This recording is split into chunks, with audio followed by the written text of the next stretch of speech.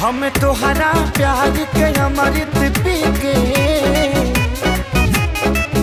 हम तोहरा प्यार के अमृत पी के जन्म जन्म ला कर जाती। हम तोहरा प्यार के अमृत पी के जन्म जन्म ला कर जाती।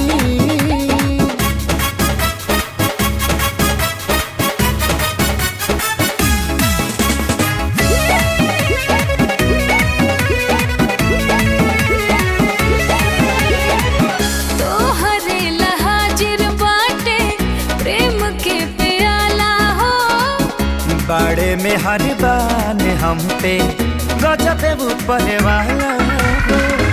ई प्यार के मौसम के नाही अंत होखे हो, ई प्यार के मौसम के नाही अंत होखे हो।